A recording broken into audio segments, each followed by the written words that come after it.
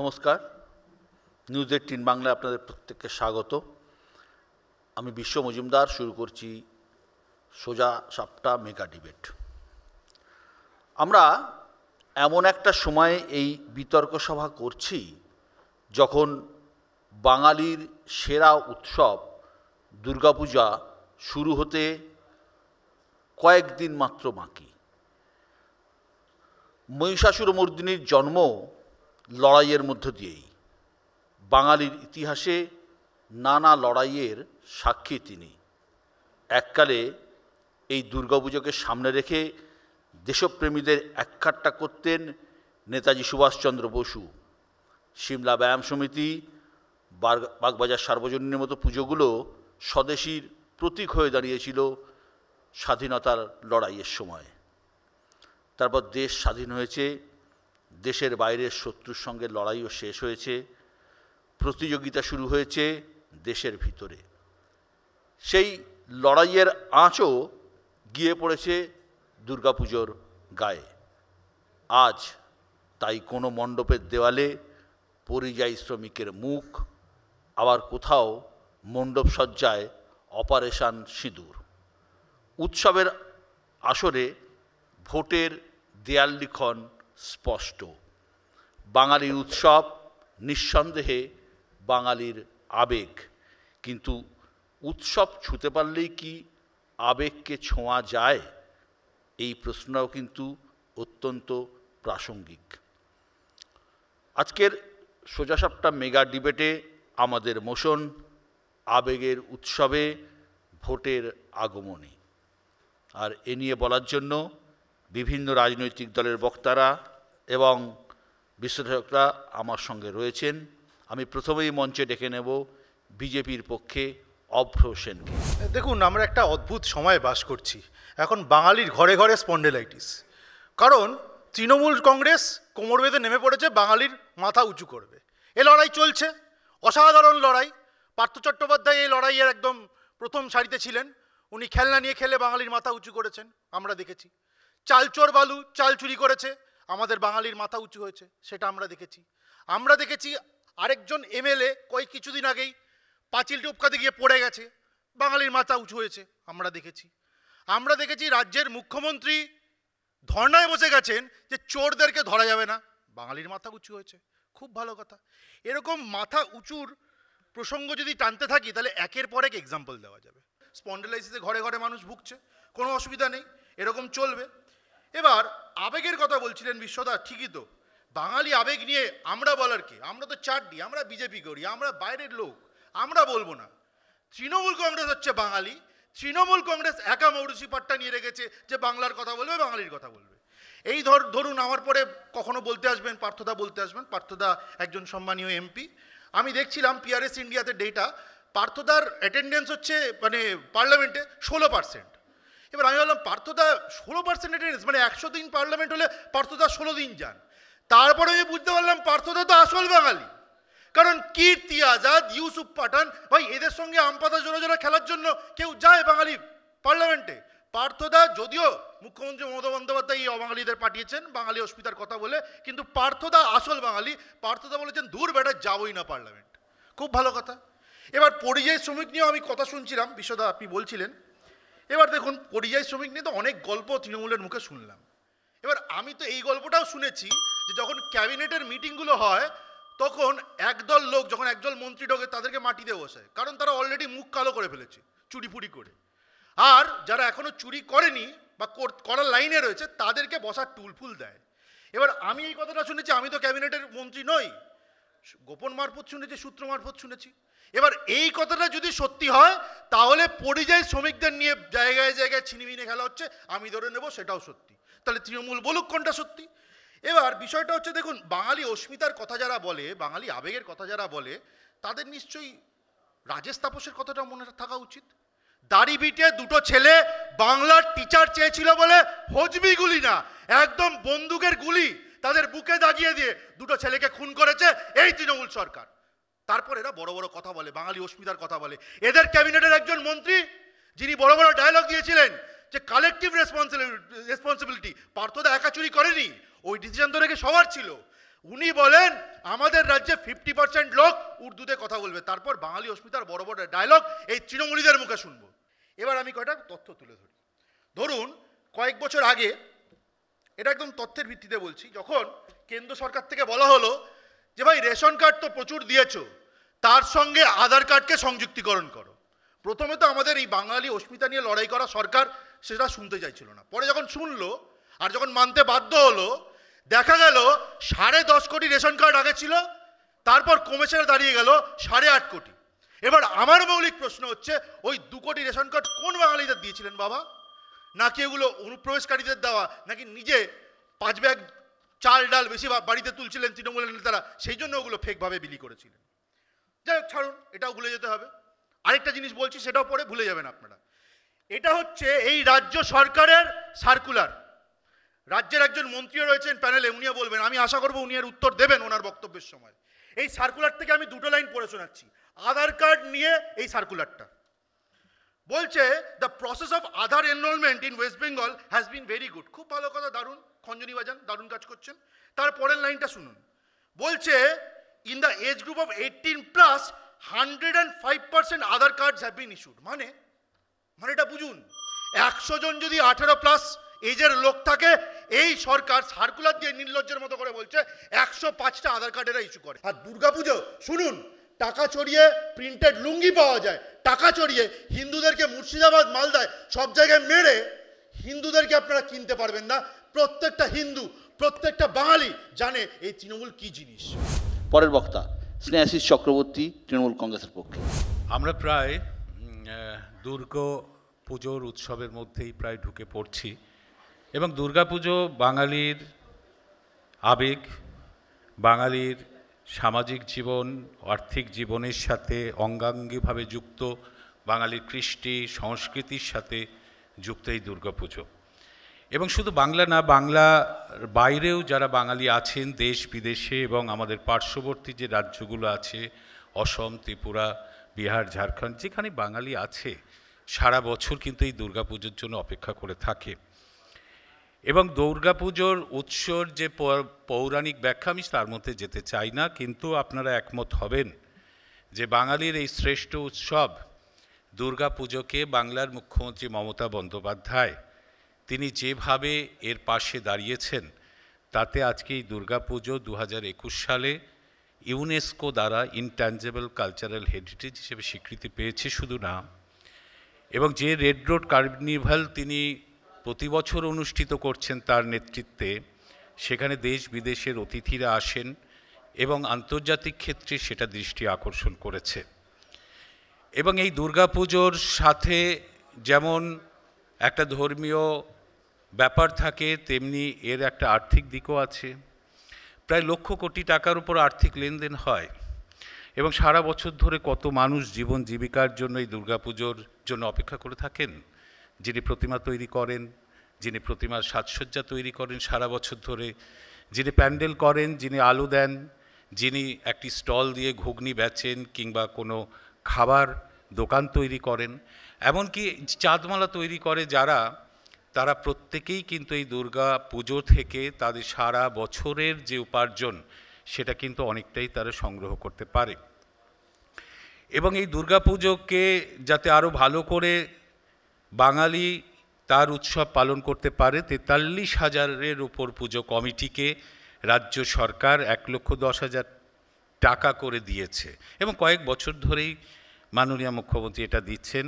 এটা বিরোধীরা সমালোচনা করছেন তারাই যারা বাংলার এই উৎসব, বাংলার যে কৃষ্টি সংস্কৃতি বোঝেন না বা যারা এর বিরোধিতা করেন।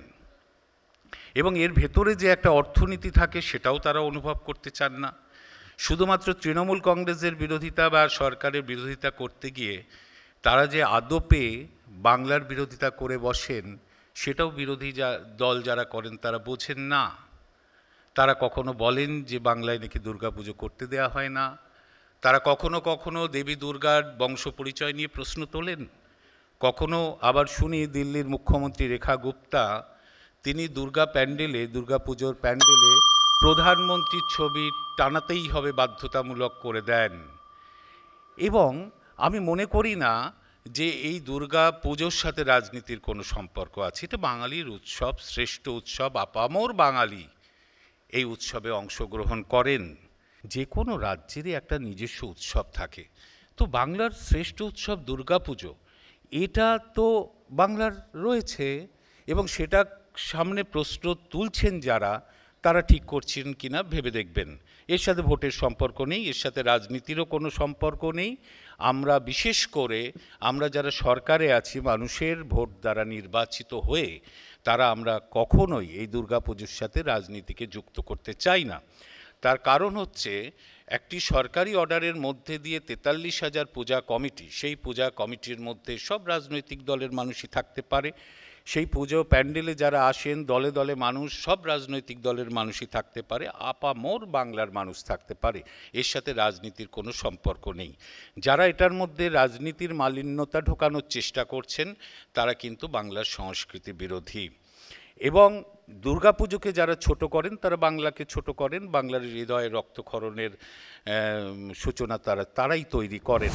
আমাদের আজকের বিষয় আবেগের উৎসবে ভোটের আগমনী, কারণ আর কয়েক মাস পরেই ভোটের ঢাকে কাঠি পড়ে যাবে। পরের বক্তা কংগ্রেসের পক্ষে সুমন রায়চৌধুরী।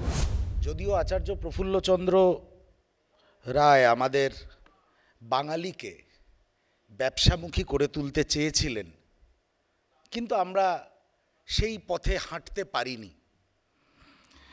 একটাই আমাদের পুঁজি ছিল, শিক্ষা। যাক, আজকের বাংলায় শিক্ষা ধূলিসাৎ হয়ে গেছে, কিন্তু উৎসব আছে। একটু আগে স্নেহাশিসদা বলছিলেন উৎসব নিয়ে রাজনীতি করা ঠিক নয়। সব মানুষ, সব রাজনৈতিক দলের প্রতিনিধি এই উৎসবের মধ্যে অংশগ্রহণ করেন, ভিড়ের মধ্যেও সব রাজনৈতিক দলের মানুষ আসেন, আমি সহমত। কিন্তু রাজনীতি বা রাজনৈতিক ব্যক্তিত্ব কিভাবে 2011 সালের পর থেকে বিভিন্ন পূজার অঙ্গনকে দখলদারি করার চেষ্টা করেছে, তার বহু নিদর্শন এই পশ্চিমবঙ্গের মাটিতেই আছে। যদিও আবারও বলি, আপনাদেরই কথায় আজ উৎসব, যদিও সেটা যার যার, লজ্জা কিন্তু সবার। বাংলা তথা কলকাতা কালচারাল ক্যাপিটাল থেকে আজকে, ক্ষমা করবেন আমার ভাষার জন্যে, চালচোরাল ক্যাপিটালে পরিণত হয়েছে। এই সব কারণেই বিভিন্ন ধরনের উপঢৌকনের রাজনীতি, বিভিন্ন ধরনের এমন মানুষের হস্তক্ষেপ, সে সাংস্কৃতিক অঙ্গন থেকে পূজার পরিচালনা, আজকে সব দিক দিয়ে আমরা কালিমা লিপ্ত হয়েছি। মা আসছেন, মা চলে যাবেন, এই আবহাওয়াতেও সাক্ষী হয়ে রয়ে যাবে আবার পূজার আঙ্গনে সেই উপঢৌকনের রাজনীতি।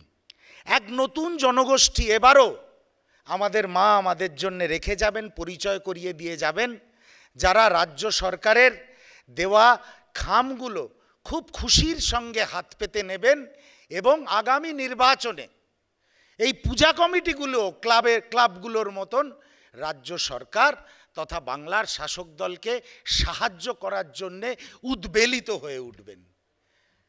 পূজার মধ্যে রাজনীতি নেই, পূজার মধ্যে রাজনীতি থাকবে না, পূজার একটা আলাদা আবেগ। স্নেহাশিসদা, পার্থদা, এটা আমরাও চেয়েছিলাম, কিন্তু আপনারা সেটা হতে দেননি। আজকে তৃণমূলের নেতারা বিভিন্ন কোটাতে বাংলার ফিল্ম ইন্ডাস্ট্রি অবধি ম্যানুপুলেট করার চেষ্টা করছে, কন্ট্রোল করার চেষ্টা করছে।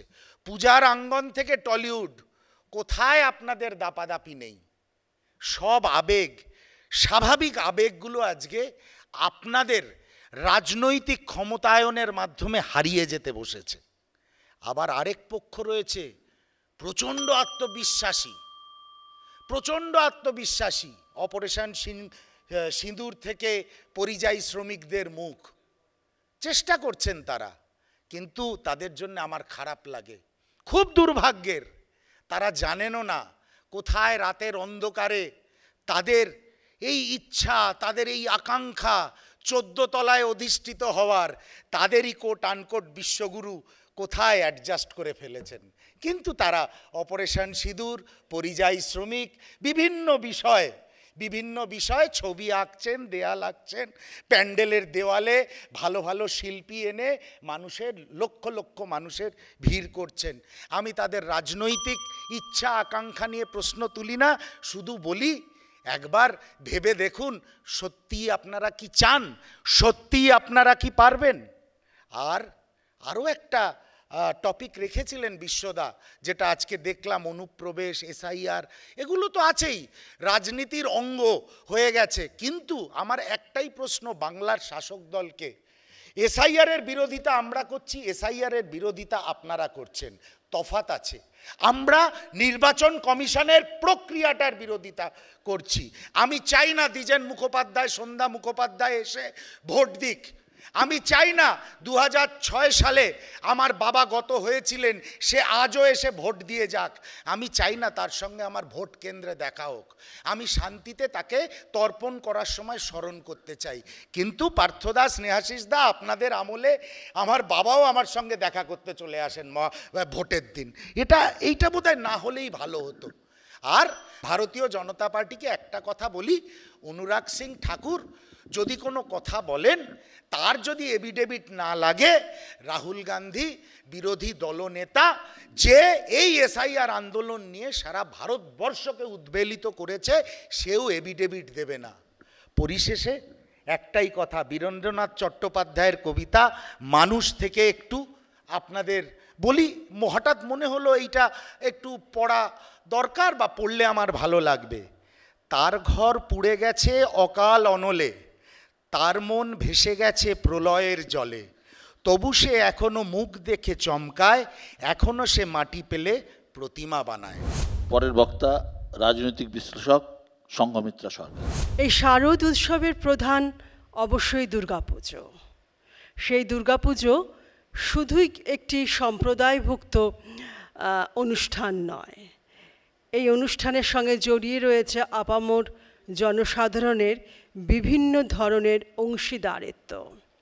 সেই অংশীদারিত্বর মধ্যে কখনো প্রকাশিত হয় সংস্কৃতি, কখনো প্রকাশিত হয় তার আর্থিক অবস্থান, কখনো প্রকাশিত হয় তার সমস্যা। এই সব কিছু নিয়েই রয়েছে আমাদের আবেগ।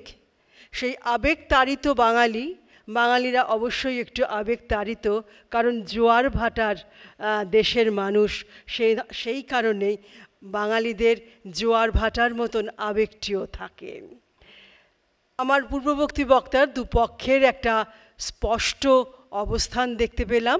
আমি আমার মতন করে এটাকে বুঝবার চেষ্টা করি। সেই বোঝা কতখানি সঠিক বা সঠিক নয়, সে তো আপনারা ঠিক করবেন। যা যা জিনিস চারদিকে ঘটছে, সেই ঘটনাগুলোই আমাদের আবেগকে প্রভাবিত করে, আর সেই প্রভাব পৌঁছয় বিভিন্ন কারুশিল্পীর মধ্যে দিয়ে, যার প্রকাশ আমরা দেখতে পাই বিভিন্ন মণ্ডপে। এরকমই দুটো বিষয় নিয়ে দেখছিলাম কথা, একটি হলো পরিযায়ী, আর একটা অপারেশন সিঁদুর। পরিযায়ী এই শব্দটা বহুল ব্যবহৃত। পরিযায়ী কারা? পরিযায়ী আমরা বহুদিন ধরে আমরা যারা রয়েছি, তার কোনো না কোনোভাবে আমরা সবাই পরিযায়ী ছিলাম। পরিযায়ীদের হাত ধরেই সভ্যতা এগিয়েছে, মানব সভ্যতা একটা সময় থেকে সময়ান্তরে গেছে। তবু হঠাৎ পরিযায়ী একদম রাজনৈতিক আলোচনার কেন্দ্রে চলে এসছে। কেন এসেছে? অবশ্যই তার জন্য রয়েছে আন্তর্জাতিক রাজনীতির নতুন করে ব্যাকরণ লেখবার প্রচেষ্টা। তার জন্যই আজ মাইগ্রেশন একটা অত্যন্ত চর্চিত বিষয়।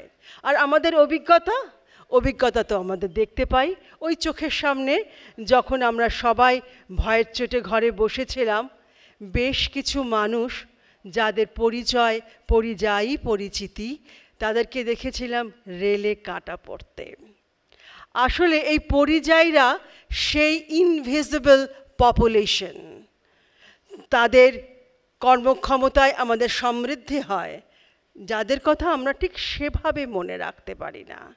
তাই অনেক পরিকল্পনার ক্ষেত্রেই আমরা মাঝে মাঝে ভুলে যাই, আরে ওই পরিযায়ীরা রয়েছে, ও বাড়ির ছেলেটি না, তার কথা সেভাবে মনে আসে না, কারণ তাকে তো দেখাই যায় না। দ্বিতীয় বিষয়ে আসি।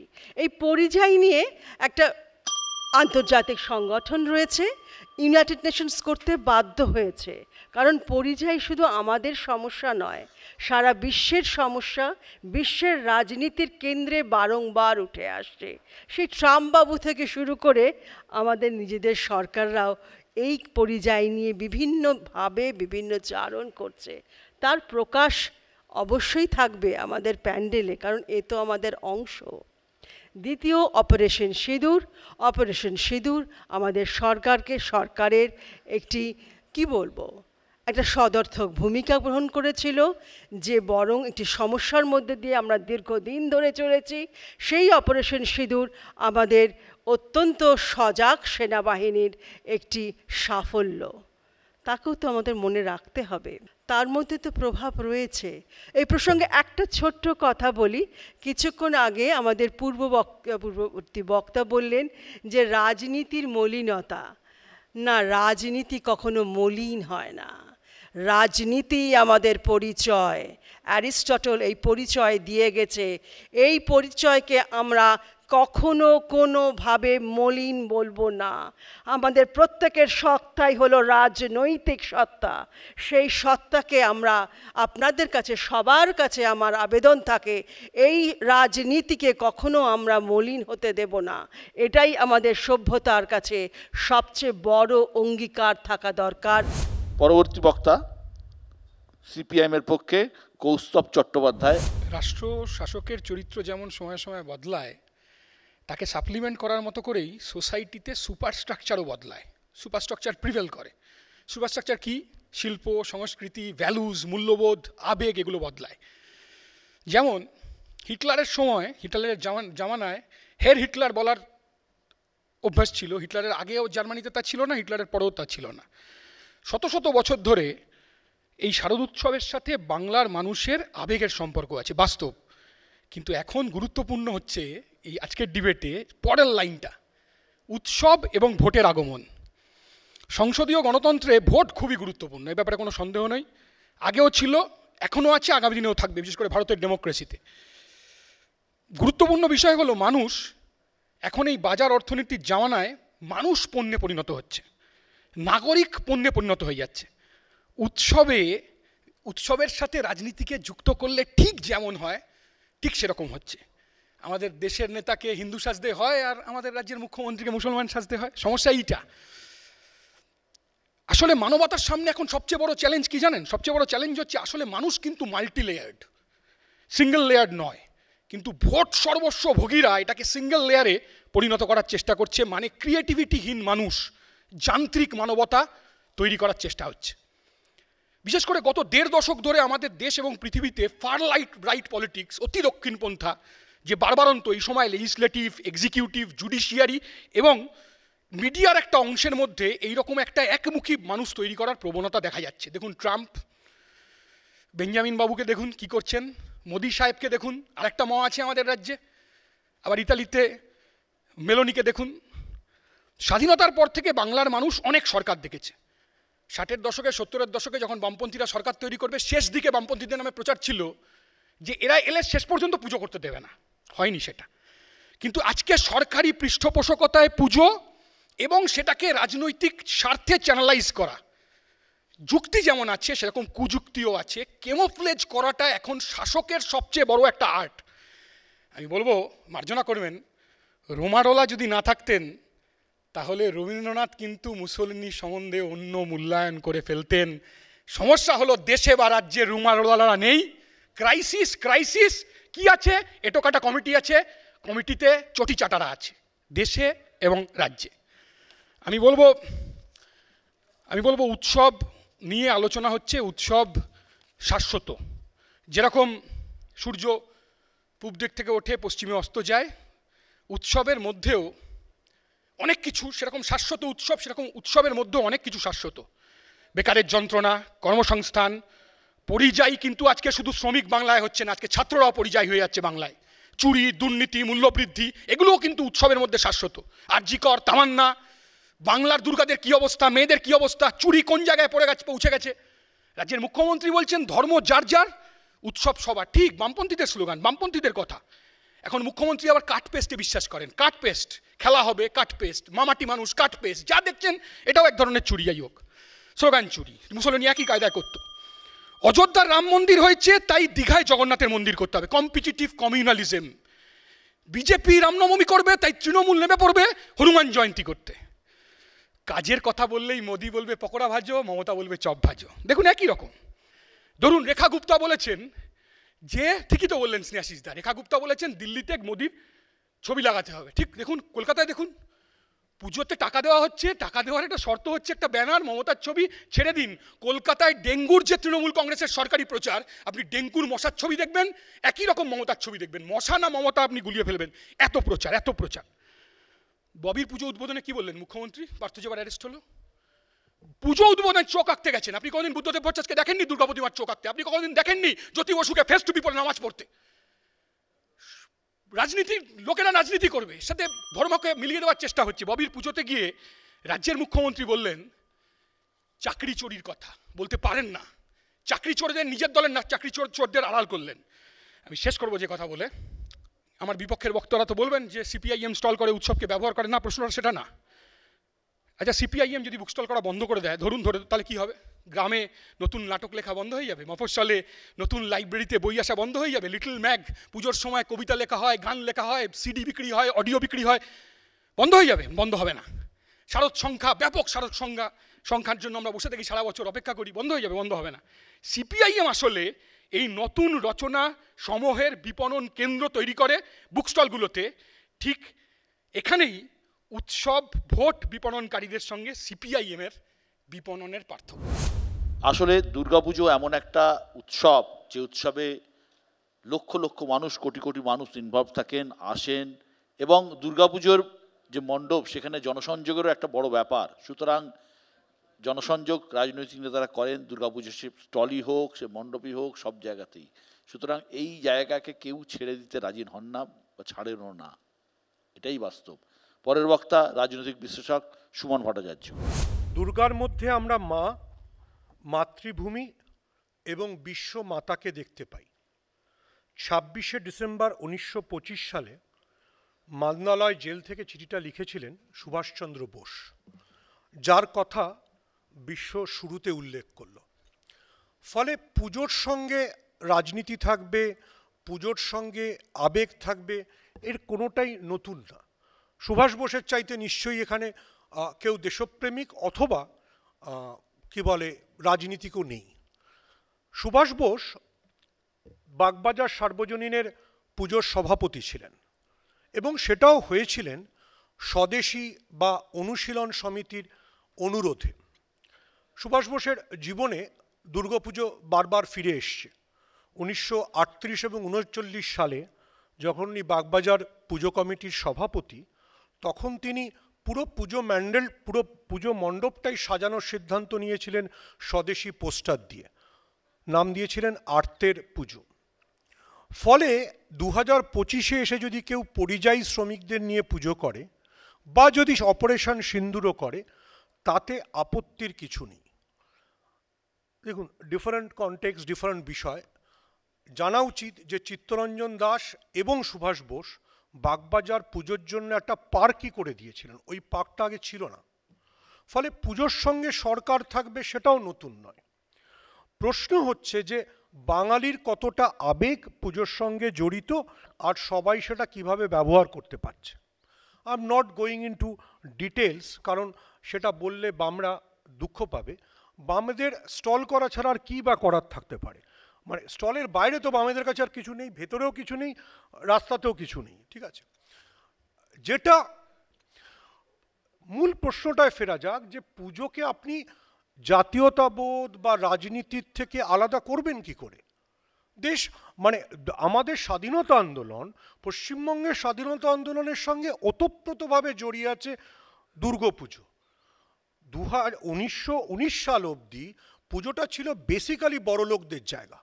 সেটাকে যে সার্বজনীন শব্দটা ব্যবহার করলেন সুভাষচন্দ্র বোস। রবীন্দ্রনাথ তাকে চিঠি লিখে বললেন যে পুজোটাকে তুমি শুধু কোনো ধর্মের উৎসবে পরিণত করো না, এবং করেন উনি।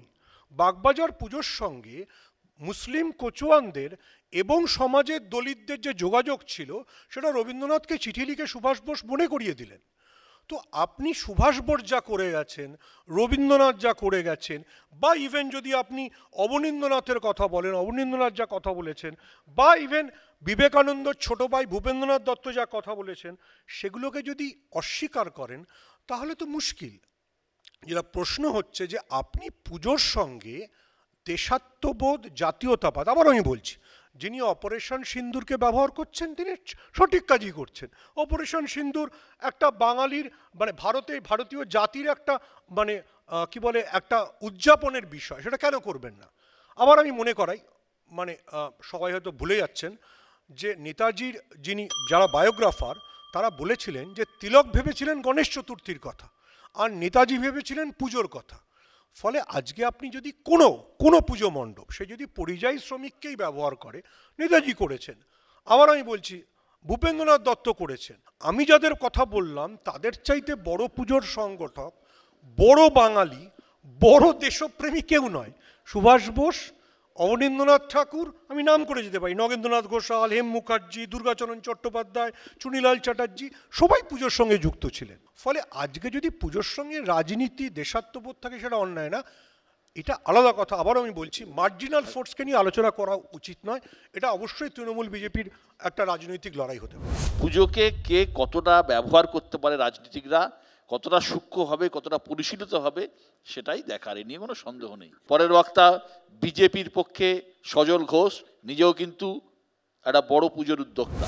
বিশ্বদা 100 নম্বরের প্রশ্ন করে আর ওরালের টাইম দেয়। যা সব আলোচনা হচ্ছে, মা আসবে না মাঝপথে ট্যাক্সি ঘুরিয়ে নেবে, সেটাই বোঝা মুশকিল হয়ে যাচ্ছে। হ্যাঁ, টপিকটা খুব সুন্দর। হ্যাঁ, এখানে আপনারা কেউ কেউ পরিযায়ী শ্রমিকের মুখ লাগাচ্ছে, শিক্ষা দীক্ষার যা অবস্থা, প্যান্ডেলে প্যান্ডেলে অ আ, এতদিন শুধু ব দেখতাম, একটা এত বড় ব, এখন দেখি অ আ ক খ, স্বরবর্ণ, ব্যঞ্জনবর্ণ, এগুলোও দেখতে পাচ্ছি। আর পরিযায়ীরা যখন দুর্গাপুজো করছে অন্য রাজ্যে, তখন তারা শিওরলি দিদির মুখ লাগাচ্ছে, যে কেন তারা পরিযায়ী হলো সেইটাকে তুলে ধরার চেষ্টা করছে। আমি বলে রাখি যে আমাদের সন্তোষ মিত্র স্কোয়ারের পুজো এবং সেখানে অপারেশন সিন্দুর, আর আমরা যেটা মনে করি এটা রাষ্ট্রীয় ভাবাবেগ, সেই ভাবাবেগকে আরও খানিকটা উস্কে দেওয়া। হ্যাঁ, সিঁদুর সবার সহ্য হয় না, এটা ঠিক, সিঁদুরে অনেকের অ্যালার্জি হয়, তাদের অ্যালার্জি হতে পারে, হ্যাঁ, তাদের নিয়ে মাথা ব্যথা করার আমার বিরাট জায়গা নেই, আমার প্রয়োজন নেই। আমরা 1,10,000 টাকা আমরা নিই না, যেদিন বিজেপি করতাম না সেদিনও নিতাম না, যেদিন বিজেপি করতাম না সেদিনও নিতাম না। সুমনদা এটা নিয়ে বলেছে, বেচারার ওর দুর্ভাগ্য, ও কালী পুজো করে, দিদি দেয় না, দিদি একবার ভেবে দেখবেন, আমি এটা অনুরোধ করব। হ্যাঁ, আমি শুরু করেছিল অব্র স্পন্ডেলাইটিস, আমি ওঠার আগে 3টে হজমের ওষুধ খেলাম। যখন স্নেহাশিসদা বললেন যে মমতাদির এই বিভিন্ন পুজোর পাশে দাঁড়ানোর জন্য ইউনেস্কো সম্মান পেয়েছে আর কি, কিন্তু ইউনেস্কো সম্মান তার সঙ্গে মমতা বন্দ্যোপাধ্যায়ের কার্নিভাল, যে কার্নিভালে ওই যারা চাকরি প্রার্থী তাদের সাদা কাপড় দিয়ে সাধ্যবাড়ির মতন করে মুখ ঢেকে দেওয়া হয়, সেই কার্নিভাল, মানে লোকে বলে, আমরা বলছি না, লোকে বলে যে শিল্পকে বিসর্জন দিয়ে বিসর্জনকে শিল্প বানিয়েছেন যিনি, হ্যাঁ, তার ইউনেস্কো প্রাপ্তি না হলেও নোবেল প্রাইজ তার একটা পাওয়া উচিত এ বিষয়ের। দেখুন, আমি এর মধ্যে যাব না। হ্যাঁ, কেউ বলেছেন, আমি ঠিক এক্স্যাক্টলি, আপনি স্নেহাশিসদাই বলেছেন, এটা সত্যি তো, যে রেখা গুপ্তা বলেছেন প্রধানমন্ত্রীর ছবি লাগাতে হবে। আবার কেমন কথা, 1200 ইউনিট ফ্রি দিয়ে রেখা গুপ্তার ছবি 1,10,000 দিলে পরে না হয় ভাবা যেত। আপনাদের দেখুন, আপনারা সব বড় বড় বিজ্ঞাপন দেখি, সেই বিজ্ঞাপনেরও যেমন ছবি লাগাতে হয়, 1,10,000 দিয়েছি ছবি লাগাতে হবে, এটাই তো রুল।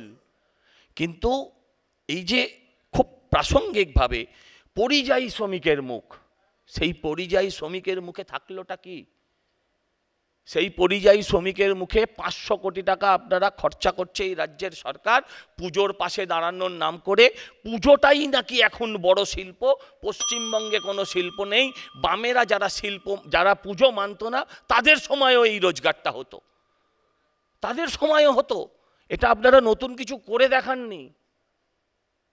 আমার বলতে খারাপ লাগে যে দেখুন এই যে বিভিন্ন আর্ট অ্যান্ড ক্রাফটের কথা উঠছিল, বেচারা যদি পার্থদা জেলে না যেত একটা পুজো তো উঠে যেত না, একটা আর্ট অ্যান্ড ক্রাফট উঠে গেল পুরো।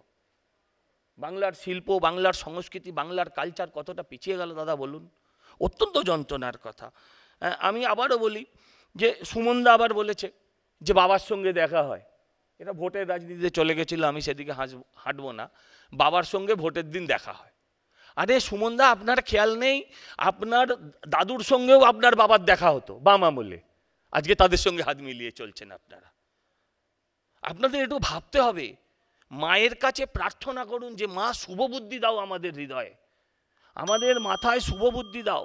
সিপিএম ঠাকুর মানে না, পুজো স্টল করে। হ্যাঁ, কেন করবে না? আমি সারা জীবন দেখেছি ওদের বুক স্টল, সারা জীবনে একটাও ক্রেতা দেখিনি ওদের বই কিনছে ওই স্টল থেকে। আপনারা কেউ দেখে থাকলে বা ও যদি বেঁচে থাকে ও বলুক যে আমি বিক্রি করেছি। যদি সত্যি ওই বইগুলো কিনে পড়তো তাহলে কমসে কম আজকে শূন্য হতো না, কিছু তো একটা ফিগার থাকতো। আমি বলি দেখুন, আমি আজকের দিনে দাঁড়িয়ে রাজনীতি করতে চাই না, কিন্তু রাজনীতি তো ঘুরে ঘুরে আসেই। এখানে আপনারা কেউ বলেছেন মোদি হিন্দু সাজেন, মোদি হিন্দু সাজেন, মমতা মুসলিম, আর কৌস্তবরা ধর্মতলায় দাঁড়িয়ে গরু খায়। এই হচ্ছে ধর্মনিরপেক্ষতা, এই হচ্ছে রাজনীতির সংস্কৃতি, এই হচ্ছে রাজনীতিতে হিন্দু মুসলমান, এইগুলো আমরা দেখছি। আমরা এগুলোর বাইরে যেতে চাই। আমরা বিশ্বাস করতে চাই যে এই পুজোয় যে 26,000 শিক্ষকের চাকরি গেছে তারা তাদের চাকরিটা ফিরে পাক।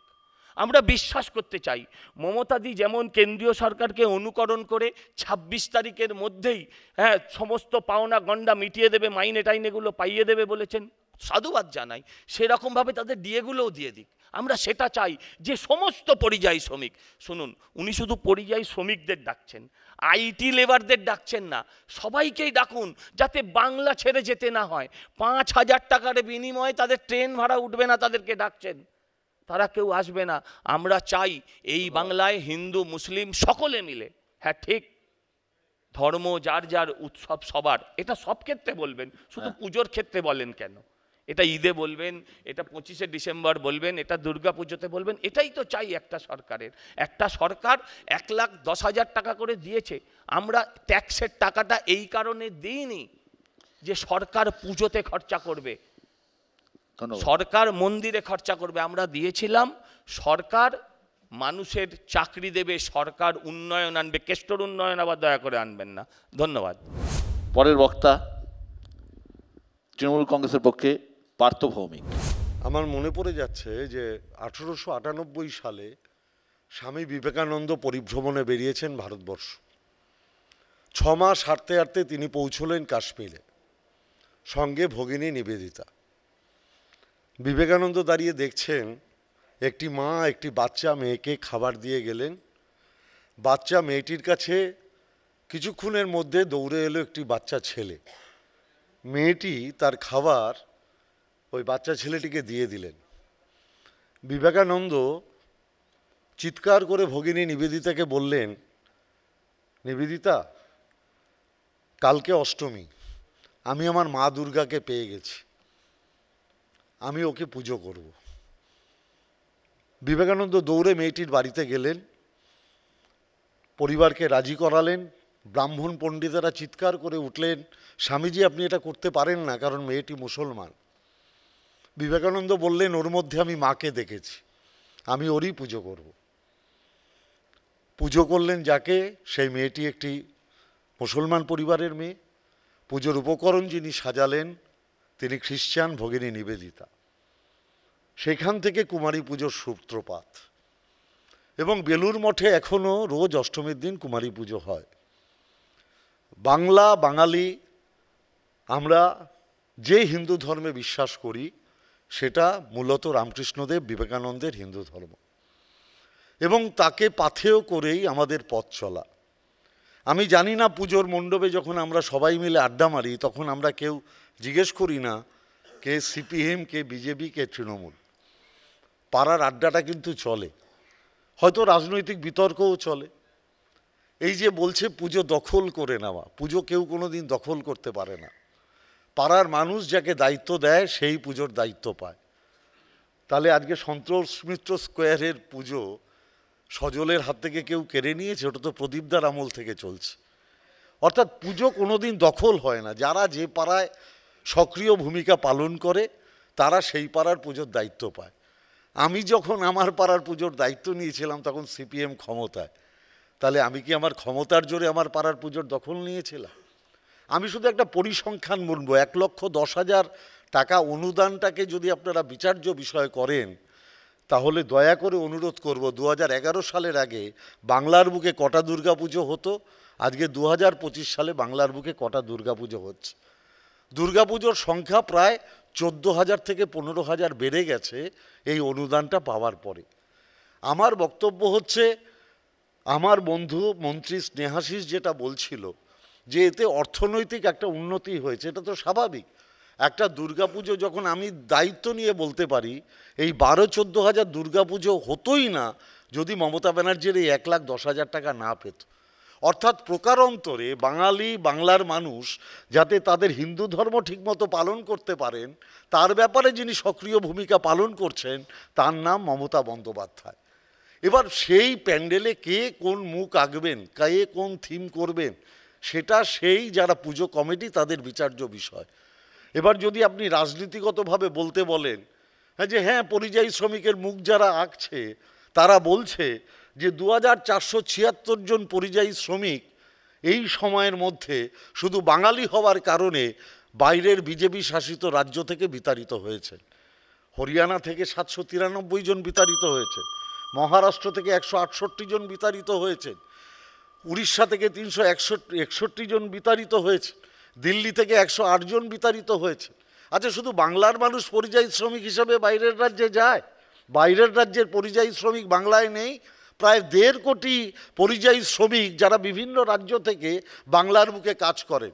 আপনি যদি একটু কষ্ট করে ব্যারাকপুর, দমদম এলাকায় চলে যান, কিংবা আসানসোলে চলে যান, কিংবা হাওড়ায় চলে যান, আপনি দেখতে পারবেন বিহার, উত্তরপ্রদেশের প্রচুর মানুষ যারা জীবন জীবিকার জন্য বাংলায় বসে কাজ করছেন। তাহলে আপনি কি বলবেন? যোগী রাজ্য তাহলে কোন অবস্থায় আছে? বিহারের আপনাদের সমর্থিত রাজ্য কোন অবস্থায় আছে? তাদের ক্ষেত্রে আপনাদের ভূমিকা কি? আমার বক্তব্য হচ্ছে, আমি এইভাবে ব্যাপারটাকে দেখি। অপারেশন সিন্দুর ও তো সৈন্যবাহিনীর গর্ব, সেটা যদি কেউ প্যান্ডেলে লাগায় আমি নিশ্চিতভাবে সৈন্যবাহিনীকে আমার কুর্নিশ জানাবো। কিন্তু সঙ্গে সঙ্গে একটা কথাও তো মনে হবে, পহেলগাঁওয়ে যে আমার বোনেদের সিঁদুর মুছে গেল, নিরাপত্তার দায়িত্ব কোন সরকারের কাঁধে ছিল? কারা ব্যর্থ হলো? কিভাবে জঙ্গিরা ঢুকে পড়লো? কিভাবে শরণার্থীদের নিরাপত্তা আমরা দিতে পারলাম না? কেন পাকিস্তানের বিরুদ্ধে অন্যান্য রাষ্ট্র সোচ্চার হলো না? কেন পাকিস্তানের বিরুদ্ধে অন্যান্য রাষ্ট্রকে আমরা আমাদের সমর্থনে আনতে পারলাম না? কেন পাকিস্তানের বিরুদ্ধে যুদ্ধবিরতি ডোনাল্ড ট্রাম্প আগে ঘোষণা করে দিল, তারপরে আমাদের প্রধানমন্ত্রী কেন সেই সময় দাঁড়িয়ে তার প্রতিবাদ করলেন না? কথাগুলো তো বাংলার মানুষ সেই প্যান্ডেলের সামনে দাঁড়িয়ে নিজের মনকে জিজ্ঞাসা করবেন। আমার বক্তব্য আছে, আমরা যেভাবে বাংলায় বাঙালিদের যে আবেগ দুর্গাপুজোকে কেন্দ্র করে, এই যে 7 দিন ধরে হই হট্টগোল আনন্দ আড্ডা, এর মধ্যেও কিন্তু আমরা আমাদের পারস্পরিক মত বিনিময় করি। আমি যদি বুঝতাম প্রত্যেক দুর্গাপুজোয় বিভিন্ন রাজ্য থেকে বিজেপির নেতারা বাংলায় আসতো, তাহলে বুঝতাম দুর্গা ঠাকুরের উপর ওদের কোনো সম্মান আছে, ওদের কোনো ভক্তি আছে। তারাই তো বলেছেন রামচন্দ্রের পরিবারের পরিচয় আছে, দুর্গার পরিবারের কোনো পরিচয় নেই। বিবেকানন্দ নিজে বলেছিলেন গীতা পাঠের থেকে ফুটবল খেলা ভালো। আমি দেখলাম মাননীয় মন্ত্রী কেন্দ্রীয় সরকারের, তিনি বলছেন এটা সিপিএম এর কথা, বিবেকানন্দ সিপিএম হয়ে গেছে। যাদের বাংলার কৃষ্টি সংস্কৃতি সম্পর্কে এই ধারণা, যারা বিদ্যাসাগরের মূর্তি ভেঙে দেয়, তারা বাঙালির ভাবাবেগ কি বুঝবে?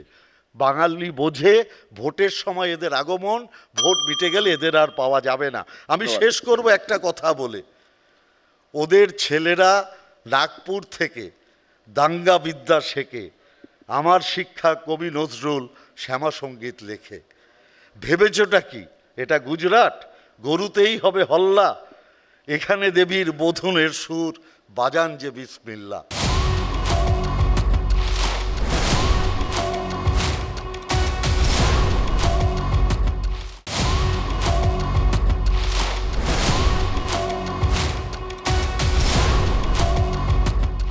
ফিরে এলাম বিরতির পর।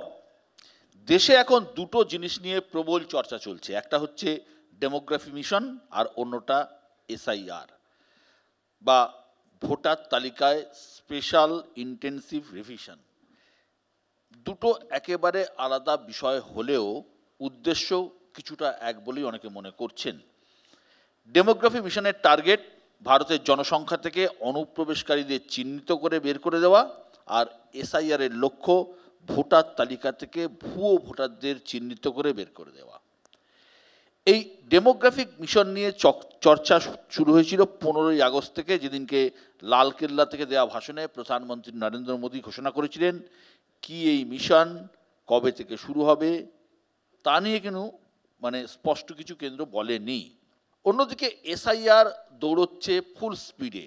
বিহারে চলছে, দিল্লিতে প্রস্তুতি, বাংলাতেও নাকি পুজোর পরে হওয়ার কথা। নির্বাচন কমিশন জানিয়েছে কর্ণাটকেও খুব তাড়াতাড়ি এসআইআর হবে। এখন এই দুটি বিষয়ের মধ্যে যোগসূত্র খুঁজে পাচ্ছেন বিরোধীদের অনেকে। তাদের বক্তব্য এসআইআর এর আড়ালেই ডেমোগ্রাফি মিশন চালাচ্ছে কেন্দ্র, যার আসল টার্গেট সংখ্যালঘুরা অর্থাৎ মুসলমানরা, যা পশ্চিমবঙ্গের ভোটের নিরিখে অত্যন্ত গুরুত্বপূর্ণ। আমি অভ্রকে শুরু করব। বিরোধীরা অভিযোগ করছে এসআইআর এর আসল টার্গেট মুসলিমরা, যেটা তৃণমূল কংগ্রেসের ভোট ব্যাংক। বিশ্বদা, সব জায়গায় যদি মোদী সরকারের ভূত দেখে তৃণমূল কংগ্রেস এবং বাকি বিরোধীরা, তাহলে তো খুব মুশকিল। আমাদের দেশে স্বাধীনতার পর থেকে এর আগে 13 বার আরও এসআইআর কিন্তু হয়েছে। কোনোবার এই ধরনের আবহ তৈরি করা হয়নি বা এই ধরনের অভিযোগ আসেনি। আমাদের রাজ্যে যখন লাস্টবার এসআইআর হয়, এখানে কিন্তু 28 লক্ষ ভোটারের নাম বাদ গেছিল। একদম মৃত বলুন, মাইগ্রেটেড বলুন বা ফেক বলুন, বাদ গেছিল। তখনও কেউ কিছু বলেনি। এবার এত লাফাচাপি কেন আমি তো বুঝতে পারছি না। বিহারে যাদের নাম বাদ গেছে, মৃত ভোটার, মাইগ্রেটেড ভোটার এবং আনট্রেসেবল ফেক ভোটার, এরকম যদি ভোটার থাকে তাদের নাম কি রেখে দিতে হবে? রেখে দিয়ে ফুলচন্দন দিয়ে পুজো করব? এবার আমি বলি, দেখুন, কংগ্রেসের যে যারা বিএলএ আছে, একটাও তো অভিযোগ জমা দেয়নি। সেই ছেড়ে দিন, বড় বড় ডায়লগ দেওয়ার বেলায় তারা আছে। আর আমি একদম তথ্য তুলে ধরছি, ইলেকশন কমিশন অফ ইন্ডিয়ার প্রেস নোট কয়েকদিন আগে বেরিয়েছে। কমিউনিস্টরা যে বড় বড় কথা বলছে, communist party of India, Marxist Leninist liberation, তারা কিছু অভিযোগ জমা দিয়েছে। স্বীকার যাচ্ছি, কটা বলুন তো? 103টে। কি রিলেটেড অভিযোগ বলুন তো? বলছে আচ্ছা তোমরা বেশ কিছু লাখ নাম বাদ দিয়েছো, এই 103 জনের নামও বাদ দাও। এর মানে হচ্ছে এরা ইলেকশন কমিশনে গিয়ে অ্যাজ পার প্রসেস তারা কিন্তু প্রসেসের সঙ্গে কমপ্লাই করছে, বা আরও বলছে বাদ দাও, আর বাইরে মিডিয়াতে বলার সময় নাটকবাজি করছে। আর তৃণমূলের কথা তো ছেড়েই দিন, এরা তো পরিষ্কার অনুপ্রবেশকারীর খালাতে পরিণত হয়ে গেছে। নয়তো এই ধরনের যুক্তি হতে কি করে পারে যে অনুপ্রবেশকারী, যে রোহিঙ্গা, সেও নাকি বাঙালি? 2002 সালে পশ্চিমবঙ্গে লাস্ট এসআইআর হয়েছিল এবং 2002-এর এসআইআরটা কমপ্লিট করতে করতে 2004 চলে এসেছিল, কারণ 4-এই প্রথম ভোট হয়েছিল এসআইআর এর পরে। সুতরাং এই 2-3 মাসের মধ্যে এসআইআর করা কতটা সম্ভব, এই নিয়েই প্রশ্নটা উঠছে। স্নেহাশিসদা, দেখুন, আমরা সবাই একটি নির্ভুল নির্বাচক তালিকা তৈরি হোক, এটা আমরা সবাই চাই, এবং ভোটার তালিকার মধ্যে মৃত ভোটার থাকবে না, যারা একটা জায়গা থেকে অন্য জায়গায় স্থায়ীভাবে স্থানান্তরিত হচ্ছে তাদের নাম থাকবে না। এগুলো বাদ দিয়ে নির্ভুল নির্বাচক তালিকা প্রতি বছরই এটা চলতে থাকে এবং এই কাজটা স্বাভাবিক। কিন্তু এসআইআর মানে হচ্ছে নিবিড়ভাবে এটা একটা ভোটার তালিকা তৈরি করার প্রক্রিয়া।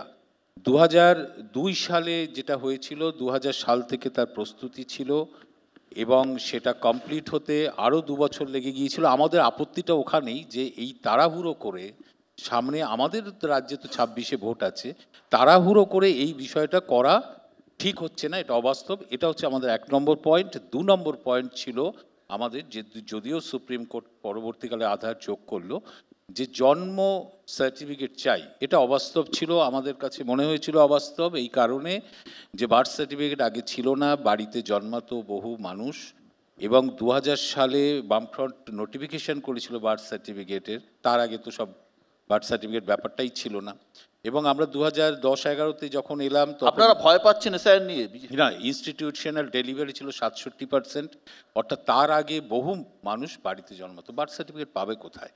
এতে এটা করতে গেলে যেটা হবে, লক্ষ লক্ষ প্রকৃত ভোটারের নাম বাদ হয়ে যাবে, আমাদের আপত্তি এখানে ছিল। তারপর আমরা একটা কথা বলি, বলবো। আমি একটা প্রশ্নই করছি। আমি এক সেকেন্ড, বিহারে যেটা হয়েছে 11টা ডকুমেন্টের লিস্ট ছিল, আপনারা খালি বার্থ সার্টিফিকেট বলছেন কেন বলুন তো? বাকি ডকুমেন্টগুলোর লিস্টটা দেখতে পাননি? শুনুন, বার্থ সার্টিফিকেট ছাড়া আরো পাসপোর্ট ইত্যাদি ইত্যাদি যাই ছিল, এক্স্যাক্টলি, তাহলে আধারকে বাদ দেওয়া হয়েছিল। ঠিক আছে, এবার আমি একটা আমি এটা শেষ করিনি, আমি এখন বিহারে কি হলো? বিহারে মার্চ মাসে নির্বাচন কমিশন বলল যে ভোটার তালিকার মধ্যে যত ভুয়ো ভোটার আছে আমরা বাদ দেব। জুলাই মাসে তারা বললো আমরা 7 লক্ষ ভোটারের নাম বাদ দিয়ে দিয়েছি। আর 7 থেকে 10 দিন আগে যে খসড়া তালিকা মামলা হয়েছিল, তো যে সুপ্রিম কোর্টে মামলা হয়েছিল, তো আপনি কি সুপ্রিম কোর্ট কিন্তু এটাও বলেছে আধারকে মান্যতা দিয়েছে। বিশ্বদা, সুপ্রিম কোর্ট বলেছে আধার কার্ড দিতে পারেন, কিন্তু আধার কার্ড যেহেতু জালি হয় ওইটা কিন্তু ভেরিফাই করতে পারে সুপ্রিম কোর্ট। এটাও বলেছে যদি দেখা যায়, যদি প্রসেসে গন্ডগোল আছে, পুরো প্রক্রিয়া বাতিল করে দিতে পারে। এক্স্যাক্টলি, বিহারের ভোটার তালিকায়, খসড়া তালিকায় 1,87,000-এর নাম রয়েছে, যাদের একাধিক জায়গায় নাম আছে, কি করে রইল? নির্বাচন কমিশন তাহলে করছেটা কি? মানে নির্বাচন কমিশন বিজেপির ফেভারে দাঁড়িয়ে প্রভাবিত হয়ে তার ভুতুরে ভোটার বাদ দেওয়ার জন্য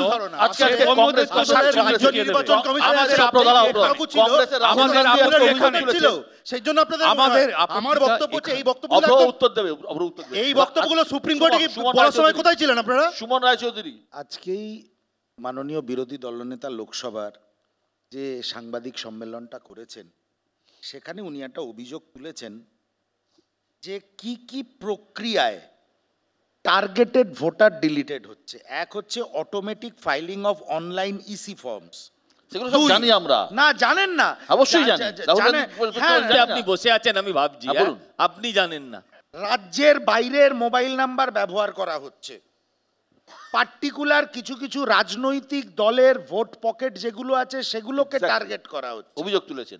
অভিযোগ তুলেছে না, প্রমাণ সহ অভিযোগ তুলেছে। বিষয়টা হচ্ছে এসআইআর বা মৃত ভোটার, ডিলিট যারা চলে গেছে, লেফট ভোটার, তাদের নাম ভোটার তালিকা থেকে সরে যাক, তাতে কোনো আপত্তি নেই।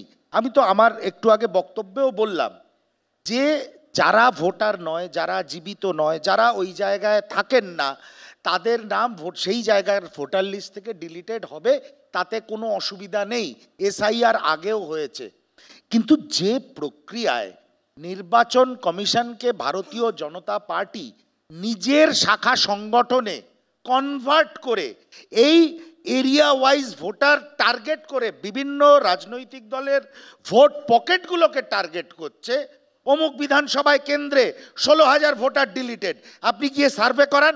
আপনি তো এত বড় একটা সংবাদ মাধ্যম, আপনি সার্ভে করান, শিওর দেখবেন ওখানে অন্য রাজনৈতিক দলের ভোটাররা রয়েছে। আমি একটুখানি বলি। প্রথম কথা হচ্ছে 2002 সালের এসআইআর করতে 2004 সাল হয়ে গিয়েছিল। তখনকার পৃথিবী আর আজকের ডিজিটাল ওয়ার্ল্ডে আপনার পার্থক্য আছে, এটা নিশ্চয়ই আপনি মানেন। আমার বক্তব্য দেখুন, যেটা হচ্ছে যে এসআইআর নিয়ে এত অ্যাপ্রিহেনশান, সবটাই অ্যাপ্রিহেনশান। আমার বক্তব্য, বিহারের কটা মানুষ প্রতিবাদ করছেন। বিহারে একটা লোক প্রতিবাদ করেছিল, তার নাম তেজস্বী যাদব, বললো আমার নাম কেটে দিয়েছে।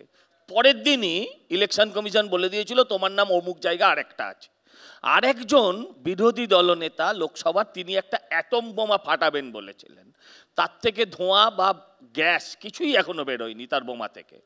হ্যাঁ, সেই অ্যাটম বোমাটা কি এই রোজ একটা করে প্রেস কনফারেন্স করে ইসির দিকে আঙুল তুলে নিজের রাজনৈতিক রুটি শেখা ছাড়া কিছু না।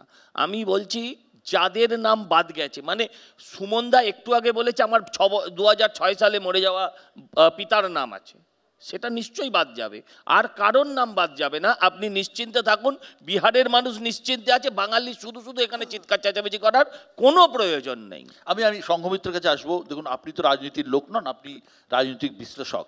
এই যে পরিস্থিতি তৈরি হয়েছে, এই যে ডেমোগ্রাফি মিশন বা এসআইআর, এটা আগামী ভোটের ময়দানে কতটা ঝড় তুলতে পারে বলে আপনার মনে হচ্ছে?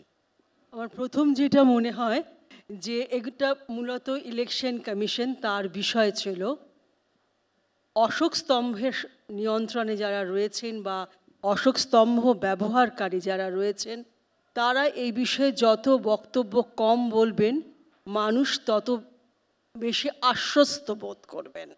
যেই মুহূর্তে আজকের রাজনীতির একটা একে অপরকে অসম্মান করবার জায়গার যে প্রবণতা দেখা দিয়েছে এবং প্রত্যেকের মধ্যেই একটা অত্যন্ত আগ্রাসী মানসিকতা যার সঙ্গে অসম্মানটাও রয়েছে, ফলে অশোক স্তম্ভ ব্যবহারকারী যখন যে জায়গায় যারা রয়েছেন তারা যত বেশি এই বিষয়টাকে নিয়ে কথা বলবেন সেটা মঙ্গল জনসাধারণের পক্ষে।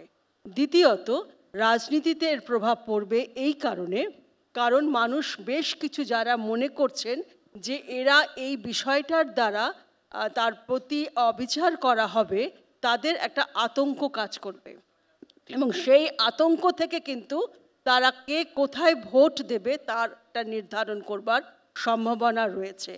এছাড়া যেটা আমার মনে হয়েছে যে এই এসআইআর এইমাত্র অনেকেই বললেন যে এটা কিন্তু আগেও হয়েছে, কিন্তু এই যে ভীষণভাবে একে প্রচারের মাধ্যমে নিয়ে আসা হলো সবার মনে হচ্ছে কি না কি হলো, এবং এই বিষয়টা কিন্তু সেনাবাহিনীর অনেক কার্যকলাপের ক্ষেত্রেও আমরা দেখতে পাই যে আগেও অনেক বড় বড় ঘটনা ঘটেছে, যেমন ভুটানে একসময় জঙ্গি দমনের ক্ষেত্রে ভারত সরকার তার সেনাবাহিনী প্রেরণ করেছিল এবং অত্যন্ত জরুরি কিছু কাজ হয়েছিল, কিন্তু তাকে এভাবে যদি প্রচার করা হয় তখন মনে হয় এটা থেকে কিছু কি মাইলেজ নেওয়া হচ্ছে, ফলে এই ধরনের বিভ্রান্তি কিন্তু সাধারণ মানুষের সামনে এসে দাঁড়াচ্ছে, যার ফলাফল ভোটে তো পড়বে।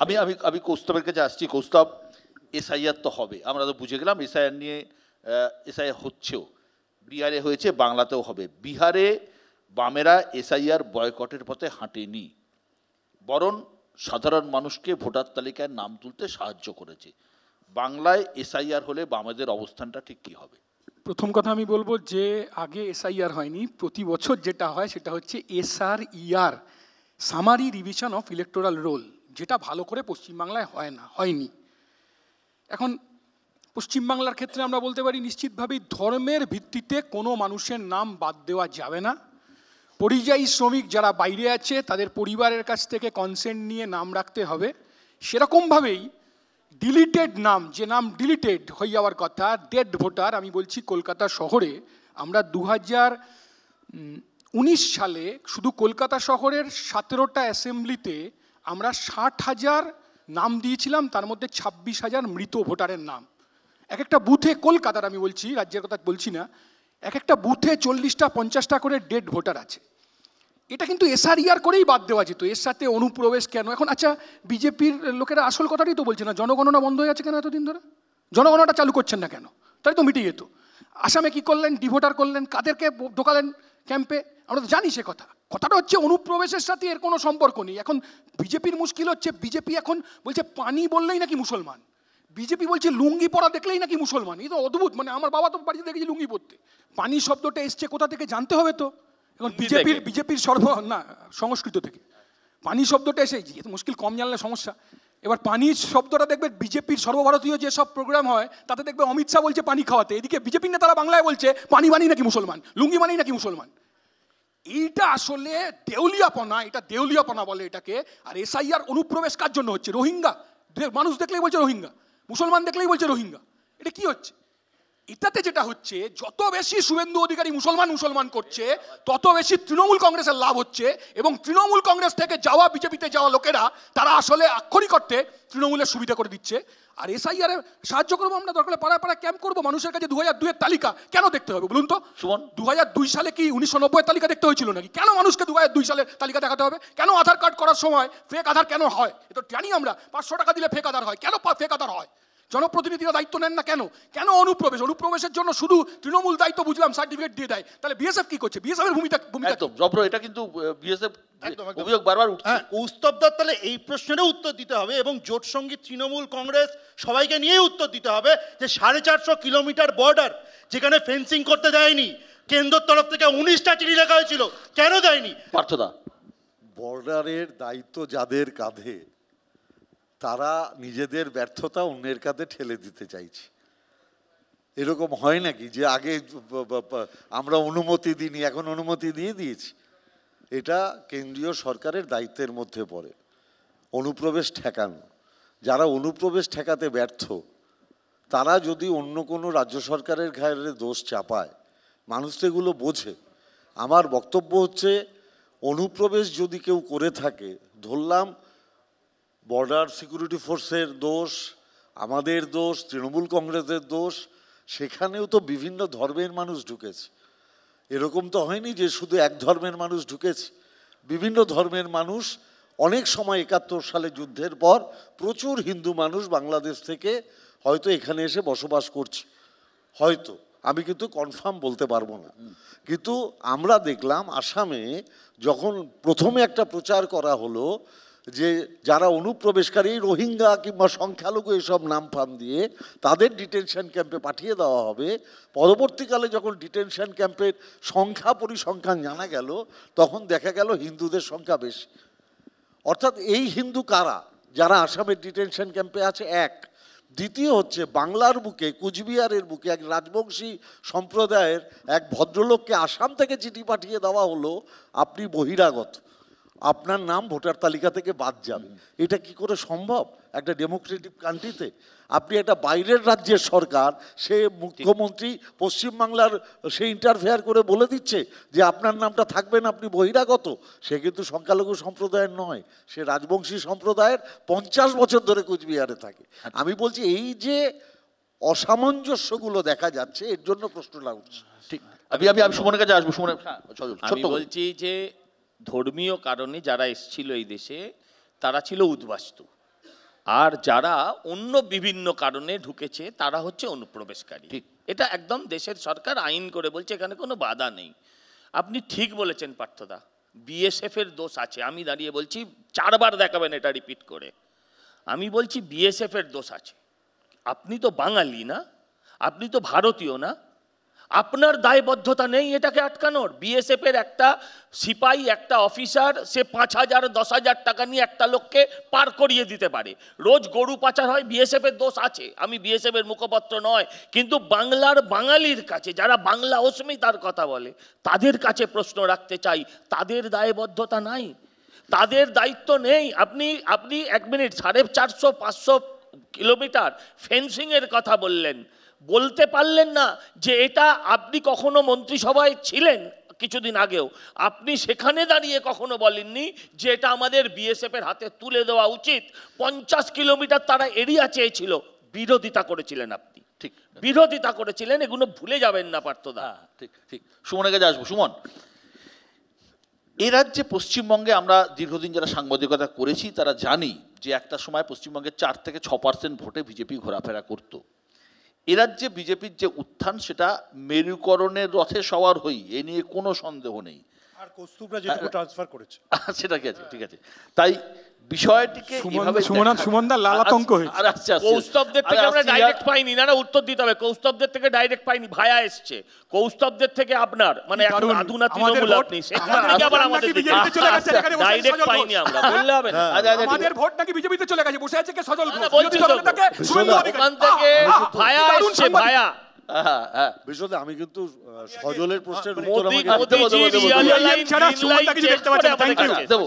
আমার প্রশ্ন বসে আছে সজল ঘোষ, বিরোধী দলনেতা শুভেন্দু অধিকারী ও সিপিআই। ঠিক আছে ঠিক আছে ঠিক আছে, এ রাজ্যের রাজনীতিতে ধর্মের প্রভাব এবং বিজেপির আসন সংখ্যা দুটো প্রায় একসঙ্গেই বেড়েছে। এই অনুপ্রবেশ ইস্যু কি মেরুকরণের অস্ত্রে শান দিতেই? অনুপ্রবেশ বিজেপির চিরকালই অস্ত্র, মেরুকরণে শান দিতেই। কিন্তু আমরা যদি ওভারঅল এসআইআর নিয়ে বিতর্কটা দেখি, এবং যেহেতু বিহার থেকে আলোচনা হচ্ছে, জল কিন্তু অনেক দূর গড়িয়ে গেছে। দুটো জিনিস আমরা ভুলে যাচ্ছি। এক, যেটা তুই উল্লেখ করেছিস, যে সুপ্রিম কোর্ট বলেছে পুরো এসআইআরটা বাতিল করে দেবো। দ্বিতীয় কথা, আমি তো বলিনি, আরে ঘোষেদের নিয়ে গান আসবে, তো যেটা ইস্যু হচ্ছে যে তার মাঝে চিফ জাস্টিস বি.আর. গাভাই আরও দুটো কথা বলেছেন। উনিও তো দেখেছেন নেপালের ওই ভিজুয়ালস, হেলিকপ্টারে করে পালাতে হচ্ছে, সবার তো অভ্যেস নেই। উনি বলেছেন, আমি এখনো একটা হেলিকপ্টার আছে, আমি কিন্তু বলিনি যে কারা পালাবে। যেটা উনি বলেছেন যে আপনারা কি নেপাল বাংলাদেশ দেখে বুঝছেন না যে কি হতে পারে। ফলে এসআইআর নিয়ে ওভারঅল ইলেকশন কমিশন এবং বিজেপি দুজনেই ব্যাকফুটে, বা নিজেরাও কিছুটা ব্যাক গিয়ারে গেছে। কেন? যেটা আমরা খেয়াল করছি না, যেটা বারবার বিজেপি ভুল বলছে, যে 13টা ডকুমেন্ট বিহারের জন্য ছিল, তার মধ্যে পাসপোর্ট, বিহারে কত জনসংখ্যার কত লোকের কাছে পাসপোর্ট ছিল? 2%। ম্যাট্রিকুলেশন কত লোকের কাছে ছিল? 28%। সরকারি চাকরির আইডেন্টিটি কার্ড কত লোকের কাছে ছিল? 4.8%। এর পরিপ্রেক্ষিতে কিন্তু সুপ্রিম কোর্ট যখন বারবার, সুপ্রিম কোর্টের অবজারভেশন নিয়ে আমরা অন্য সময় খবর করি, অবজারভেশন হচ্ছে আপনি কিন্তু মানে এমন কোনো কাজ করতে পারেন না আপনি জনগণের ইচ্ছাকে উপেক্ষা করতে পারেন।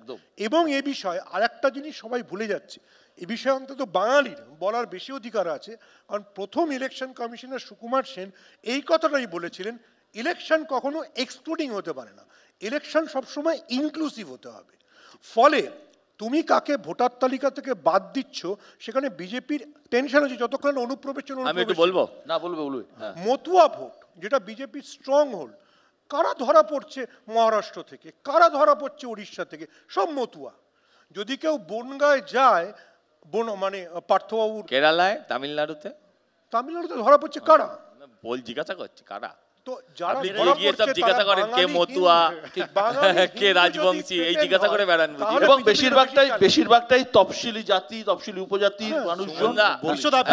আমরা বাঙালি অস্মিতা নিয়ে আলোচনা করছি তো, একটু শুনে নিন আপনি, বাঙালি অস্মিতা নিয়ে কথাবার্তা বলছি তো, সুমনদের কথা শুনে আমার ভারী সুন্দর লাগলো। মানে ওনার বক্তব্য হচ্ছে বাঙালির এমন নাকি কোট অ্যান্ড কোট অধঃপতন হয়েছে, ম্যাট্রিকুলেশন সার্টিফিকেট নেই, পাসপোর্ট নেই, ব্যাংকের পাসবুক নেই, কিছুই নাকি নেই, সেই জন্য এসআইআর এর বিরোধিতা করতে হবে। কোনো এই জায়গাটা যুক্তি চলে যাচ্ছে নেই যে পশ্চিমবঙ্গে মোট জনসংখ্যার কত লোকের কাছে পাসপোর্ট আছে। হ্যাঁ, শুনুন, ভারতবর্ষে জনসংখ্যার মন্ত্রিসভার সদস্য ছিলেন, আমার পার্থদার কাছে বিনীত প্রশ্ন, আমি এবার বলি, আপনি তো বললেন পার্থদার কাছে, আমি একটু বলবো, নিজের আমরা কিছু জানি না, আপনি সব জানেন। হ্যাঁ ঠিক আপনি সব জানেন। আমি পার্থদার কাছে স্পেসিফিক্যালি প্রশ্ন করছি এবং স্নেহাশিসদার কাছেও প্রশ্ন করছি। আপনি মন্ত্রীর পোর্টফোলিও সামলেছেন, উনি এখন সামলাচ্ছেন। দাদা, আপনারা তো ফরেনার্স অ্যাক্ট বলে একটা আইন আছে, সেটা নিশ্চয়ই আপনারা অবগত। You are the law makers of our state and also now India, একজন এমপি। তাহলে ফরেনার্স অ্যাক্টে বলছে যদি কেউ অনুপ্রবেশকারী ধরা পড়ে তার বিরুদ্ধে আইনানুগ ব্যবস্থা নিতে হবে। তার জায়গায় আপনারা সিস্টেম্যাটিক্যালি ভোটার কার্ড, আধার কার্ড, রেশন কার্ড চালি করে বানিয়ে দিচ্ছেন। এটা কোন রাজধর্ম? আমার বক্তব্য আছে, আমি বলছি। আমার কথা হচ্ছে যে এরা অনুপ্রবেশের কথা বলছে, অ্যাট দ্য সেম টাইম ওরা একটা সিএ তৈরি করেছে।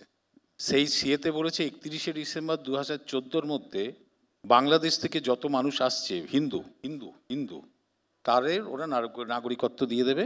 আবার 31শে ডিসেম্বর 24 পর্যন্ত টেনেছে, এখনও যারা আসবে তাদের কোনো অসুবিধা নেই।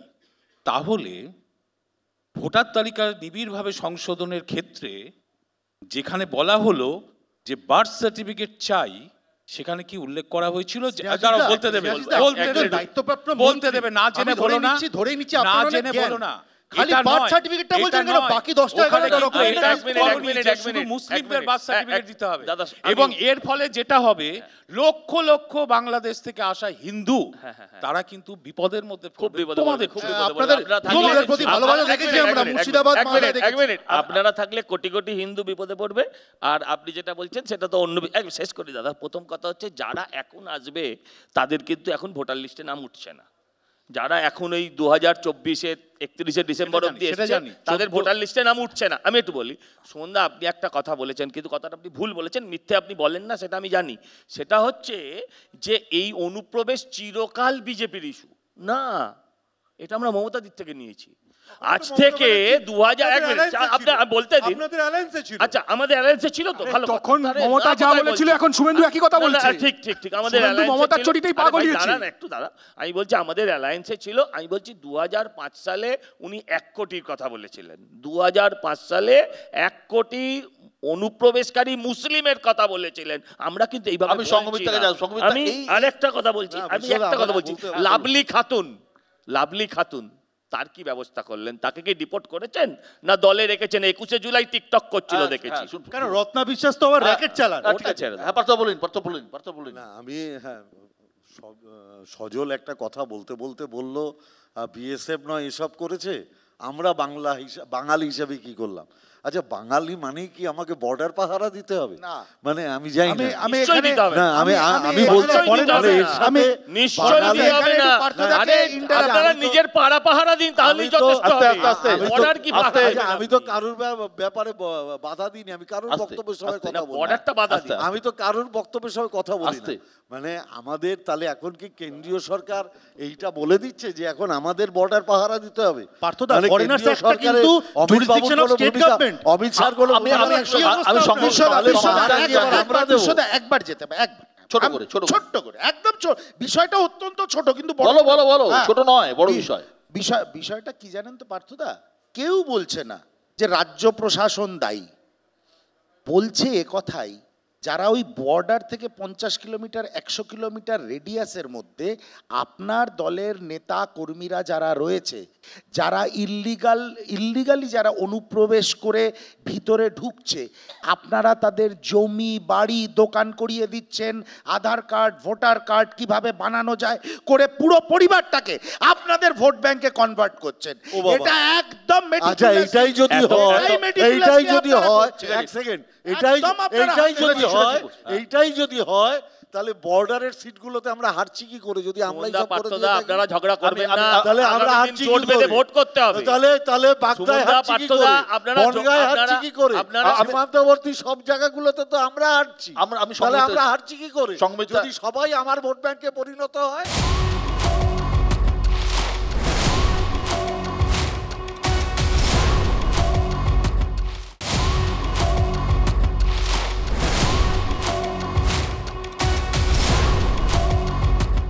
আমরা দেখেছি 2016 বিধানসভা ভোটে বিজেপির 3টে আসন ছিল, 2021 বিধানসভা ভোটে বিজেপি 77টা আসন পেয়েছিল, 3 থেকে বেড়ে 77। কিন্তু শুধুমাত্র মেরুকরণ দিয়ে কি এই আসন বাড়ানো সম্ভব? পশ্চিমবঙ্গের রাজনীতি যেদিকে গড়াচ্ছে বা যেদিকে গড়ায়, একজন রাজনৈতিক সচেতন মানুষ হিসেবে আপনি কি মনে করেন যে ভোট যেভাবে হচ্ছে বা হতে চলেছে, একটা বাইনারি তৈরি হয়ে গেছে, হয় হিন্দু হয় মুসলমান, মধ্যে একটা বাঙালি কি মনে করছে, কোন দিকে এই জল গড়াচ্ছে? আমি প্রথমেই একটা কথা বলি, কিছুক্ষণ আগেই আমি বলেছিলাম যে রাজনীতিকে মলিন হতে দেবেন না। রাজনীতির মুখ্য বিষয় হওয়া উচিত রুজি রোজগার। সেই রুজি রোজগারের বিষয়কে যদি মুখ্য না করে আমরা দৃষ্টিটাকে যদি অন্যদিকে ঘোরানোর চেষ্টা করি, তার মধ্যে একটা অবশ্যই রাস্তা আইডেন্টিটি পলিটিক্স। আইডেন্টিটি পলিটিক্স সারা পৃথিবীতে বিভিন্নভাবে ব্যবহার করা হচ্ছে, আমাদের জায়গাতেও হচ্ছে। এটার কোনো অন্যথা এই মুহূর্তে যে হচ্ছে তা কিন্তু নয়। একটু এর মধ্যে বলে নিই বিহারের কথা। বিহারের এসআইআর নিয়ে কথা বলা হচ্ছে এবং সেখানে অনেকের নাম বাদ গেছে, সংখ্যা আপনারা সবাই প্রায় জানেন, আমার থেকে অনেক বেশি হয়তো জানেন। সেখানে একটা জিনিসটা লক্ষ্য করে দেখবেন, মেয়েদের সংখ্যা কতজন মেয়েদের নাম ওখানে বাদ গেছে। তার একটা বড় কারণ হলো যে ওইসব অঞ্চলে মেয়েরা সাধারণত মাইকা মানে তার পিতৃর ঘরের নামটা রাখতে পছন্দ করে, এই কারণে যে অন্তত ভোটের অজুহাতে তারা একটু কি বলবো, বাপের বাড়ি যাকে বলা হয় প্রচলিত ভাষায়, সেই বাড়ি যেতে পারে। কিন্তু তাদেরকে কিন্তু খুঁজে পাওয়া যায় না যখন এই সার্ভেগুলো হয়। ফলে মেয়েদের নামও কিন্তু যে কথাটা কেউই প্রায় বলে উঠছে না, কেউ কাস্ট আইডেন্টিটি বলছে, কেউ রিলিজিয়ান আইডেন্টিটি বলছে, একটা বড় আইডেন্টিটি আমরা। এরপরে আসছি যে বিষয়টা, যে এখানে এর গুরুত্ব কী, কিভাবে আইডেন্টিটি পলিটিক্সকে সামনে রেখে রাজনীতি তার গতি প্রকৃতি নিয়ন্ত্রণ করছে। হ্যাঁ, পশ্চিমবঙ্গে থেকেই এসেছে রাজনীতির চর্চা, যে রাজনীতিকে আমরা সম্মান করি এবং রাজনীতির বিভিন্ন ব্যাকরণ পরিবর্তন ঘটছে, সেটা বিশ্বে ঘটছে। বিশ্বের যে ডিকটেশন রয়েছে তার বাইরে পশ্চিমবঙ্গও নয়, সর্বভারতীয় তো নয়। এখানে যে ডিকটেশনটা আসছে সেটা মূলত ধর্ম এবং হিন্দুদের মধ্যে যে কাস্ট আইডেন্টিটি, যেটা অনেকটাই আগে রাজনীতির চর্চার মধ্যে দিয়ে নিয়ন্ত্রিত হতো, সেটা কিন্তু অনেকটা উঠে এসেছে। ফলে তার প্রভাব কিন্তু অবশ্যই আগামীকালের রাজনীতিতে থাকবে। আমি দিদিকে একটা বিষয় একটু মানে বলবো, দিদি একটা কথা সঠিক বলেছেন যে রাজনীতির মূল বিষয় হচ্ছে রুজি রোজগার। তৃণমূল যেদিন উঠে যাবে ৭৬ মন্বন্তরের থেকে বড় ভয়ানক আপনার আসবে, মন্বন্তর আসবে, যে এত লোক বেকার হয়ে যাবে। আরেকটা কথা বলে নি দিদি, আপনার প্রশ্নের উত্তরটা দিয়ে নি।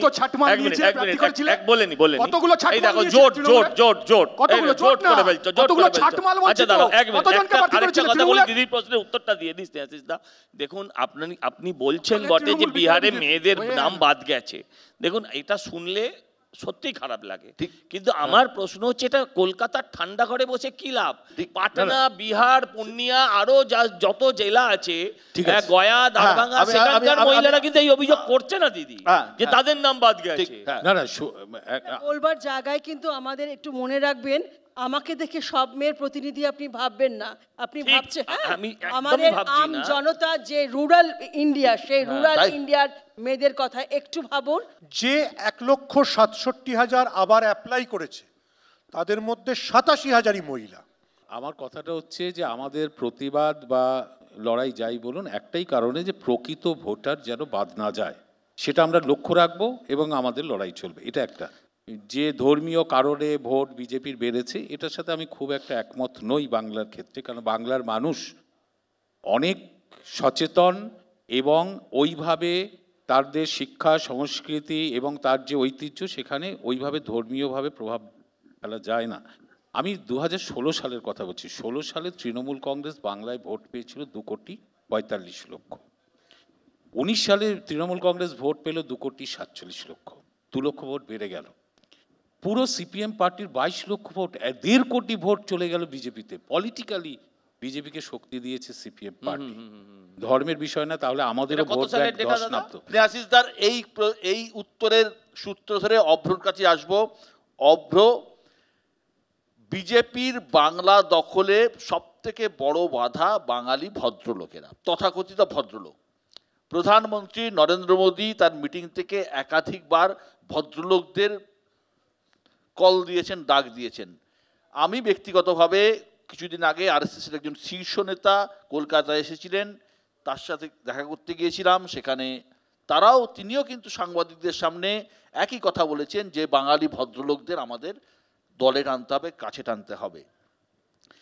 গত বিধানসভা নির্বাচনে বিজেপি থেকে তৃণমূল কংগ্রেস মাত্র 60 লক্ষ ভোট বেশি পেয়েছিল এবং বিজেপির ধারণা সেটা মেকআপ করতে পারলেই তারা বাংলা দখল করতে পারবে। এটা 5% হিন্দু ভোট বিজেপিকে পেতে হবে, তাহলেই নাকি বাংলা দখল হয়ে যাবে।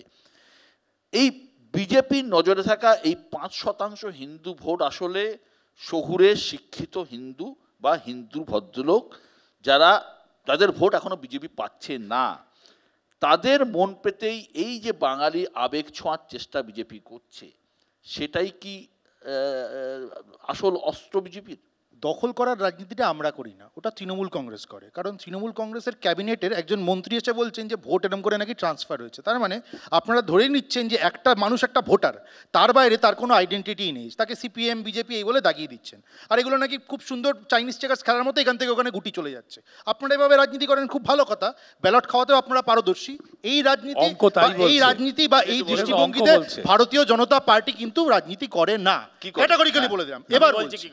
এবার বলছি বাঙালির পার্টি ভারতীয় জনতা পার্টি। এই যে সিপিএম এর থেকে বিজেপিতে ভোট ট্রান্সফার হয়েছে, তার উদাহরণ ভোট কি পৈতৃক সম্পত্তি নাকি? এক সেকেন্ড, বিশ্বর মনে আছে যে তপন শিকদার কি জাদুমন্ত্রে দমদমে জিতেছিলেন এবং তৃণমূলের নেতারা এই জেল থেকে ওই জেলে ট্রান্সফার হয়। আমি জানি যেটা যে পুরোটা বলো না, তপন শিকদার কার সাথে জড়িত ছিল? তপন শিকদার পুরোটা বলুন। তপন শিকদার কার জোটে ছিল? তৃণমূল জিতিয়েছিল তিনজন এমপি কে, মনে থাকে? সেটা বলতে হবে তো, তৃণমূলের জোট। অভ্র বলল বিজেপি বাঙালিদের পার্টি, একদম ঠিক।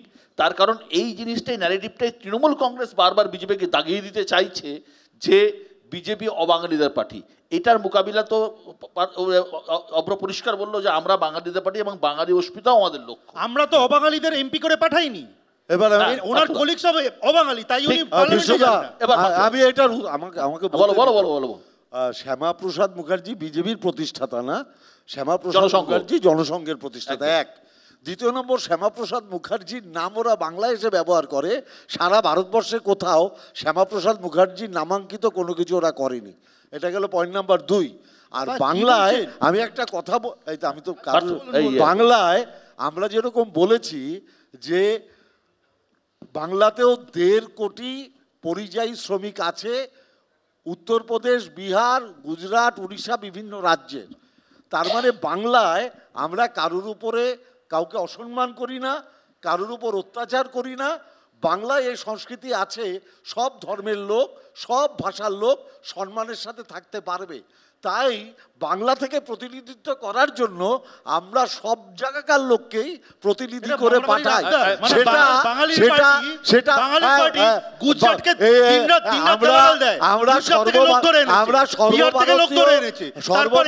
আমরা সর্বভারতীয় তৃণমূল কংগ্রেস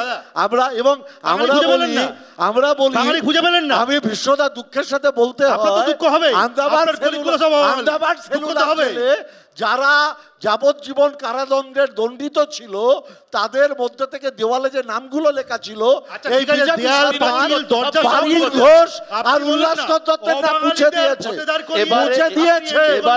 বারীন ঘোষ, উল্লাসকর দত্তের নাম মুছে দিয়েছে। সুন্দর বাইনারি চলছে।